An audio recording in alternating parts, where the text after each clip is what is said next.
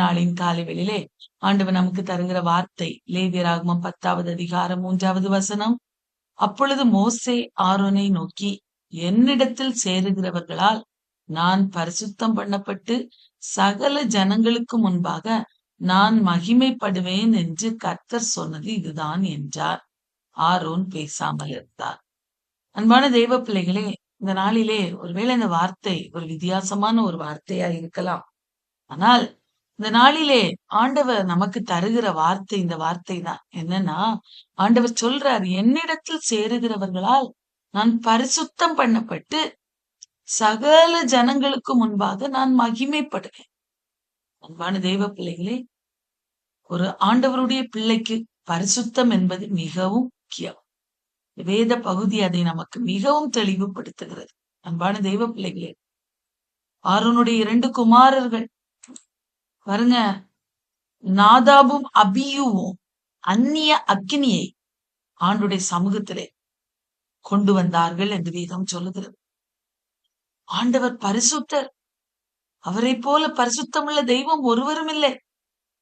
அவர் பட்சிக்கிற அக்கினியாயிருக்கிறார். வேதம் அநேக வார்த்தைகள் அவரை குறித்து சொல்லி இருக்கிறது. அவர் இரக்கம் உள்ளவர் தான், மன உருக்கம் உள்ளவர் தான், நீடிய பொறுமையும் மகா பெரிய கிருபையும் உள்ள தெய்வம் தான்.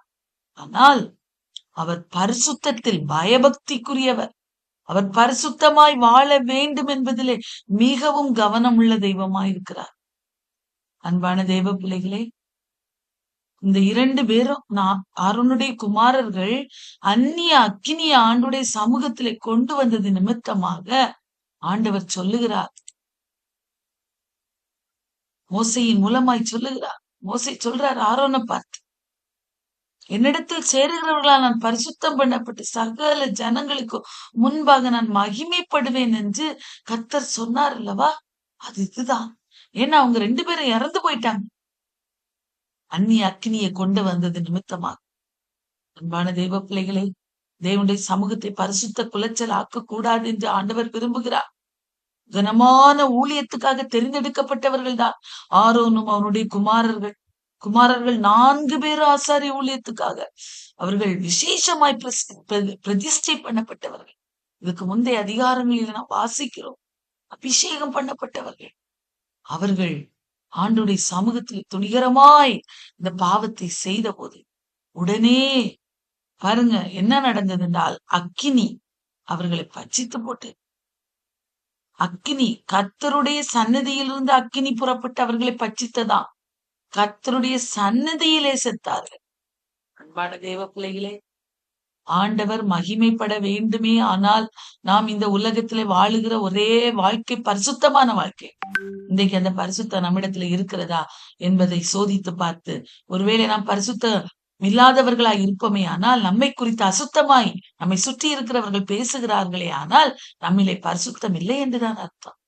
ஒருவேளை நம்மில அப்படிப்பட்ட காரியங்கள் இருக்குமே ஆனால் இந்த காலை வேளையில ஆண்டுடைய சமூகத்தில் ஒப்பு கொடுக்க வேண்டும் என்று சொல்லி ஆண்டவர் விரும்புகிறார். பிரியமானவர்களே, ஒப்பு கொடுத்த ஆண்டுடைய சமூகத்துல நம்மை சரண்டர் செய்யும் போது ஆண்டவர் நம்மை ஆசீர்வதிக்கிற தெய்வமா இருக்கிறார். உண்மையான தெய்வ பிள்ளைகளே, இந்த வார்த்தையை குறித்து நாம் பார்க்கும்போது அந்நிய அக்கினி என்றால் என்ன என்று சொல்லி பார்க்கும்போது அவர்கள் ஏன் செத்தார்கள் என்று ஒருவேளை நம்மிலே கேள்விகள் வந்திருக்கலாம். யாத்ராகமத்தின் புஸ்தகத்திலே நாம் வாசிக்கும் போது 30வது அதிகாரம் 37, 38 இவ்வாறு வாசிக்கிறோம். இந்த தூப வர்க்கத்தை நீ செய்ய வேண்டிய முறைமையின்படி செய், உங்களுக்காக செய்து கொள்ளல் ஆகாது ஆண்டு சொல்றாரு.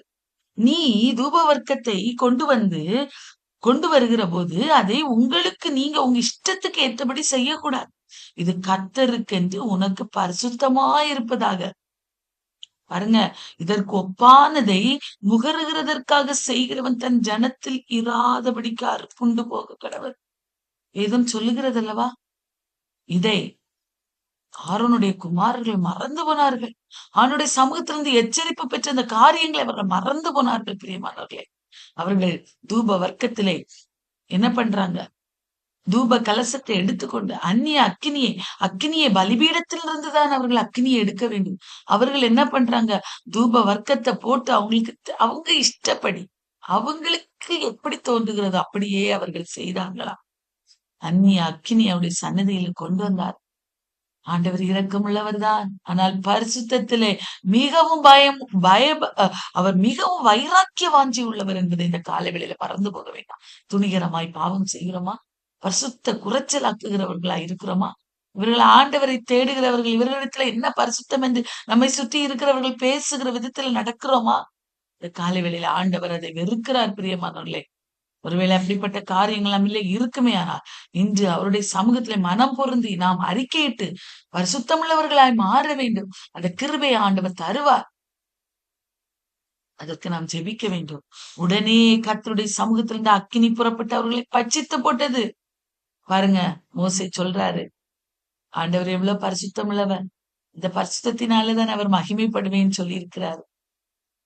அது அவர் சொன்னதைதான் அவர் செய்திருக்கிறாரு அப்படின்னு மோசே சொல்றாரு தன்னுடைய சகோதரனாகிய ஆரோன் இடத்துல. ஆரோனுடைய 2 குமாரர்களும் மரித்து போய்விட்டார்கள். ஆனா ஆரோன் பாருங்க பேசாமல் இருந்தான். ஏன்னா ஆரோனுக்கு தெரியும் அவர்கள் செய்தது தவறு என்று ஆரோனுக்கு தெரியும். என் கர்த்தர் செய்தது நீதியான காரியம். அவர் நீதியுள்ள நியாயாதிபதி. அவர் நீதியுள்ளவர் என்பது ஆரோனுக்கு தெரியும். அமைதியா இருந்தானா. அன்பான தெய்வ பிள்ளைகளே, அநேக நேரங்களிலே ஆண்டவர் நம்முடைய வாழ்வில் அவருக்கு பிரியமில்லாத காரியங்களை நம்முடைய வாழ்வில் அவர் அனுமதிக்கும் போது அதை நாம் திருத்திக் கொள்கிறவர்களா இருக்கணும். அதை விட்டு ஆண்டவர் என் வாழ்வில இதை செய்து விட்டா இதை எப்படி அவர் செய்ய முடியும்னு சொல்லி நாம் வியாக்கியானம் பண்ணினோம். நம்மை குறித்து பேசுகிறவர்களாய் நாம் இராதபடிக்கு பாருங்க, அமைதியாயிருந்து யோசித்து பார்க்கலாம்.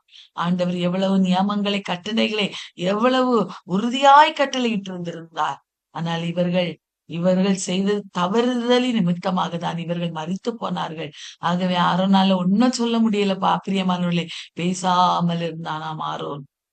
அன்பான தெய்வ பிள்ளைகளே, மோசே பாருங்க, ஆரோனின் சிறிய தகப்பனாகிய உசியேலின் குமாரனாய் மீசவேலையும் எல்சபானையும் அழைத்து, அந்த உங்களுடைய சகோதரர்கள் பரிசுத்த ஸ்தலத்திலே மரித்து போய்விட்டார்கள், அவர்களை எடுத்துக்கொண்டு பாளையத்துக்கு புறவே கொண்டு போங்கள் என்று சொல்லுகிறார். அவர்களை எடுத்துக்கொண்டு அவர்கள் உடுத்தியிருந்த சட்டைகளோடு எடுத்துக்கொண்டு பாளையத்துக்கு புறம்பே அவர்களை கொண்டு போனார்கள். அன்பான தெய்வ பிள்ளைகளே, ஆண்டவர் அவர்களுக்கு சொல்லுகிறார் பாருங்க 6வது வசனத்திலே, மோசே ஆரோனையும் அடுத்து ஆரோனை எலையாசாரையும் இத்தாமர் என்னும் அவனுடைய குமாரரையும் நோக்கி, ஆரோனுக்கு இன்னும் 2 குமாரர்கள் இருந்தார்கள். இப்ப இவங்க 3 பேரும் ஆண்டுடைய சமூகத்துல இருக்கிறாங்க. இவர்களுடைய வாழ்வில் இப்படிப்பட்ட எந்த ஒரு காரியமும் நடந்து விடக்கூடாதுல்லவா? அவர்களை நோக்கி சொல்லுகிறார், நீங்கள் சாகாதபடிக்கு, சபை அனைத்தின் மேல் கடும் கோபம் வராதபடிக்கு நீங்கள் உங்கள் தலைப்பாக எடுத்து போடாமலும் உங்கள் வஸ்திரங்களை கிழிக்காமலும் இருப்பீர்களாக. ஆண்டவருக்கு முன்பதாக ஆண்டவர் செய்தது நீதியான காரியம். அதை குறித்து முறுமுறுக்காம ஆண்டவர் இப்படி செய்துட்டாரு என்று சொல்லி நீங்க உங்க எதையும் செய்யாம வஸ்திரங்களை கிழிக்காமலும் இருக்க வேண்டும். சகோதரனாய் இஸ்ரவேலின் குடும்பத்தார் யாவரும் கர்த்தர் கொளுத்தின இந்த அக்கினிக்காக புலம்புவார்களாக என்று சொல்லி அவர் சொல்லுகிறார். மோசே சொல்லுகிறார். அன்பானவர்களே, ஆண்டவர் பயபக்திக்குரியவர். அவர் பயபக்திக்குரியவர் பிரியமானவர்களே. அவர் பரிசுத்தம் உள்ளவர். அவர் புலம்ப சொல்றார். நீங்க செய்த தவறுகளுக்கா மனம் பொருந்தி புலம்பி ஜெபிக்கணும். அப்பொழுதுதான் அந்த பாவங்கள் மன்னிக்கப்படும் என்று ஆண்டவர் சொல்றார். நீங்கள் சாகாதபடிக்கு ஆசரிப்பு கூடார வாசலிருந்து புறப்படாதிருங்கள். கர்த்தருடைய அபிஷேக தைலம் உங்கள் மேல் இருக்கிறதே. அவர்கள் மோசேயுடைய வார்த்தையின்படி செய்தார்.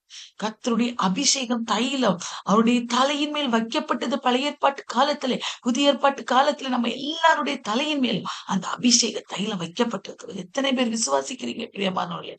என் மேல அந்த அபிஷேக தைலம் இருக்கிறது. இன்னைக்கு நம்ம பாடி ஆராதித்தோம், நான் தான் அபிஷேக தைலம், அபிஷேக மரம் நான் தான். என்னுடைய வாழ்விலே ஜீவ நீரூற்று, அந்த இயேசு கிறிஸ்து என்கிற ஜீவ நீரூற்று ஓடிக்கொண்டிருக்கிறது. என்னிலே அவர் வாழ்கிறார். அவருடைய அபிஷேக தைலம் என் மேல இருக்கிறது அப்படிங்கிற எண்ணம் நம்மள இருக்கிறதா? இந்த உலகத்துல துணிகரமான பாவம் செய்கிறவர்களா இருக்கிறோமா? அவர் சொல்றாரு பாருங்க, கர்த்தருடைய அபிஷேக தைலம் உங்கள் தலைமையில் இருக்கிறதே. நீங்க புலம்ப கூடாது, நீங்க வஸ்திரங்களை கிழிக்க கூடாது, நீங்க ஆசரிப்பு கூடார வாசந்து புறப்பட வேண்டும் என்று சொல்லி அவர் சொல்லுகிறார். கர்த்தர் ஆரோனை நோக்கி சொல்லுகிறார், நீயும் உன்னோட கூட உன் குமாரர் சாகாதிருக்க வேண்டுமே. ஆனால் ஆசரிப்பு கூடாரத்துக்குள் பிரவேசிக்கிற போது திராட்சரசத்தையும் மதுவையும் குடிக்க வேண்டும். ஒருவேளை இந்த நாதாபும் அபியும் திராட்சரசத்தை கூட குடித்திருக்கலாம், அந்நிய அக்கினியை கொண்டு போயிருக்கலாம் என்று நமக்கு தோன்றுகிறது. இந்த வார்த்தையை வாசிக்கும் போது அவர் சொல்ற திட்டமாய் உபதேசிக்கிறார். திராட்சரசத்தையும் மதுவையும் குடிக்க வேண்டாம். இந்த உலகத்திலே எத்தனை பேர்கள் தவறுகள் துணிகரமாய் செய்கிறார். ஆண்டவருடைய பிள்ளைகள் எத்தனையோ பேர் ஆண்டவருக்காக ஊழியம் செய்கிறவர்கள் மதுவையும் திராட்சரசத்தையும் குடித்துக் கொண்டு ஆண்டவருக்கு முன்பதாக எப்படியெல்லாம் பாவம் கிருபையின் காலத்திலே நாம் வைக்கப்பட்டிருக்கிறோம். ஆகவே உடனே ஒருவேளை அவனுடைய சமூகத்திலிருந்து நியாயத்திற்கு புறப்படாமல் இருந்திருக்கலாம். ஆனால் ஆண்டவர் எல்லாவற்றையும் கணக்கிலே வைத்திருக்கிறார் என்பதை மறந்து போக வேண்டாம் பிரியமானவர்களே. பரிசுத்தத்துக்கு என்று நாம் அழைக்கப்பட்டவர்கள் நாம் எல்லாருடைய தலையின் மேல் அபிஷேக தைலம் இருக்கிறது என்பதை நாம் மறந்து போக வேண்டாம். அவர் சொல்றாரு, எதுவையும் குடிக்க வேண்டாம். பரிசுத்தம் உள்ளதுக்கும் பரிசுத்தம் இல்லாததுக்கும் தீட்டுள்ளதுக்கு தீட்டில்லாததுக்கும் வித்தியாசம் பண்ணும்படிக்கு கர்த்தர் மோசையை கொண்டு இஸ்ரேல் புத்திரருக்கு சொன்ன சகல பிரமாணங்களை அவர்களுக்கு போதிக்கும்படிக்கு இது உங்கள் தலைமுறை இதோ ஒரு நித்திய கட்டளையாயிருக்கும் என்று சொல்லி ஆண்டவர் அநேக கட்டளைகளை அவர்களுக்கு சொல்ல, நீங்க சாகாதபடிக்கு இங்க பரிசுத்தம் உள்ள வாழ்க்கை வாழணும், உங்க தலை மேல அபிஷேக தைலம் இருக்கிறது என்பதை மறந்து போயிடக்கூடாது என்று ஆண்டவர் அவர்களுக்கு திட்டமும் தெளிவுமாய் சொல்லுகிறதை பார்க்கிறோம். அந்த காலை வேளையிலே நம்மிலே ஆண்டவர் விரும்புகிற பரிசுத்தம் இருக்கிறதா? அந்நிய அக்கினியை கொண்டு வந்தது நிமித்தமாய் நாதாபும் அபியும் கர்த்தருடைய சமுத்திர புறப்பட்ட அக்கினியினாலே மாண்டு போனார்கள். இந்த காலை வேளையிலே நான் ஆண்டுடைய பிள்ளை என்று சொல்லிக்கொண்டு பரிசுத்த அவருடைய நாமத்தை பரிசுத்த குலைச்சலாக்குகிறவர்களா இருக்கிறோமா? அல்லது அவருக்குள்ளாய் நான் பரிசுத்தத்துல வளரணும் பெருகணுங்கிற வாஞ்சை உள்ளவர்களா இருக்கிறோமா? இந்த காலை வேளையில அவர் கிருபை உள்ளவர் தான். ஆனால் அவருடைய கோபாக்கினி நம்மிலே வந்து விழுந்து விடாதபடிக்கு நாம் எச்சரிக்கையா இருக்க வேண்டும் என்று இந்த காலை வேளையில ஆண்டவர் நமக்கு போதிக்கிறார். வார்த்தையின்படி நாம் பரிசுத்தத்தின் மேல் பரிசுத்தத்தை பெற்றுக்கொள்வோம். ஆண்டோடைய சமூகத்திலே உண்மை உத்தமம் உள்ளவர்களாய் மாறுவோம். ஆண்டு நிச்சயமாய் பெரிய காரியங்களை நம்முடைய வாழ்விலே செய்வா.